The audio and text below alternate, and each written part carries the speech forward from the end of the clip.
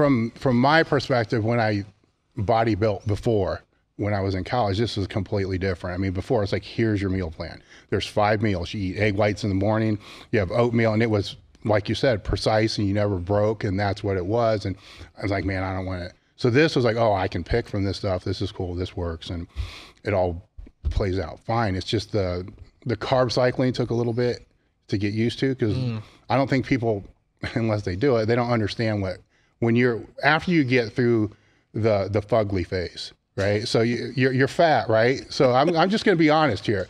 Somebody that starts dieting, maybe they actually think they look better than they do. So in a shirt or hoodie, they look good.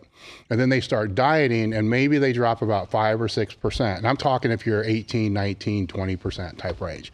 And then it's like, you look and you're like, oh, fuck. Because you're losing muscle glycogen, you're losing all this other stuff, and you're in this fucking ugly phase. And you're like, this is horrible.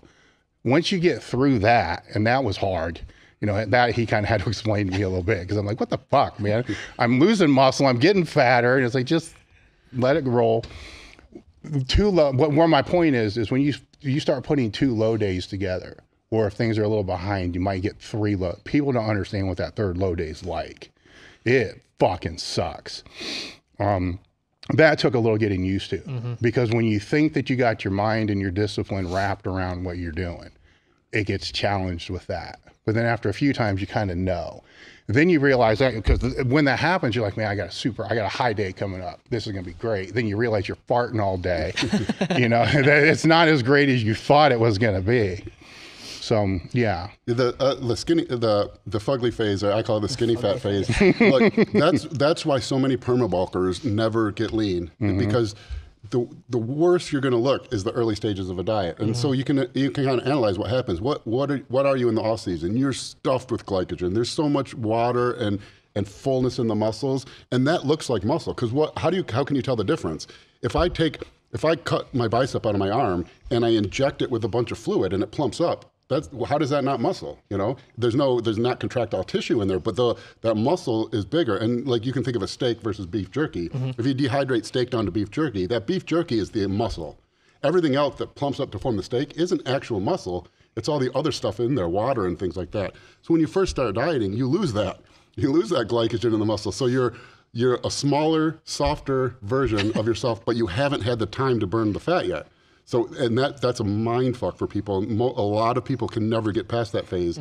Once you get past that phase and you start getting leaner, because that phase only lasts until you get depleted. You can't get past depleted, And then even better, once you get past that phase, then that's your new baseline. Depleted is your new baseline. And then you start doing the high carb days and you fill back out. And so it actually kind of reverses. And then you'll have points where you're getting leaner body fat wise, and then you get filled out a little bit on those high days. And so you get a dramatic reversal in the opposite direction, where now you look bigger and leaner. But it's hard to get to that point, especially if you've never dieted before. If I ever needed a coach for anything in my life, it was probably then, right? Because because you're like, well, fuck this, just turn it the other way, kind of go that way. But committing to the process, I guess, was kind of part of it too. But yeah, I'm not going to sit here and lie and say that this is, I'm like, this is bullshit, man. I just flip this back around, start carving back up and fill back up, and it'll be better. But yeah, Danny, did you have sort of those moments in time? Oh man, so many. And like, if you don't trust your coach and you don't know that you he's weren't awesome, that fat though. I mean, I started. I guess everybody's going to go through it though, no matter where you're starting. Right. Well, and especially, so I started with Justin, probably the most detrained I've ever been. It was so I tore the adductor, and then I had the year of like the seizures and the weird, like couldn't really do much of anything. And like, I remember taking my first check-in pictures and being like, oh my God, I don't look like I've ever touched a weight in my life. And if you're someone who's trained for an appreciable amount of time, it's a pride point to not be normal, right? Like you're kind of like, I'm atypical. This is great. I don't want to be normal. And sending those first set of check-in pictures, it was tough. But then like, as you go through the prep process and even like the fluctuations, once you do get past that skinny fat, this feels awful phase, just seeing how much your body like cycles throughout the week from the flatness, the fullness, and everything else. And like, the leaner you get, the cooler it gets too. And everyone always says it, but you don't appreciate it until you've been in it. Yeah, it's a little ridiculous. Like, when I tell people when they look at the wall up there, I'm like, you gotta understand those jacked pictures, that was like one day. Yeah. The other the other week is like the really skinny fucking things that you see up there. That was that. Yeah, my favorite is when you get pictures taken, like in a photo shoot or something like that, and someone sees that, and like, oh my god, you look amazing. You're like, well, now I'm in the off season. So. Yeah, and so then it's like you have no idea how much like shit I felt when that photo shoot. Look like Tarzan, feel like Jane. That's the. I remember, so at university, I didn't really have a great routine together. I didn't know how I was going to do, and ended up winning my class, which is great, but I didn't really have like a night routine plan. And so I was backstage, like trying to figure out like what to do. I was like, oh, I have a song picked out. That's good.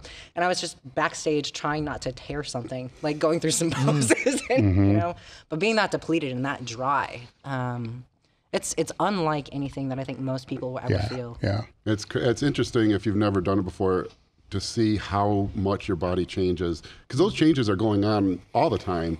You just typically have enough fluff that you don't notice it. And that's actually one of the gauges, because I always tell people to like a certain level of body fat, but you can't measure body fat, and whether you do calipers or hydrostatic or in-body scan, they all give different numbers.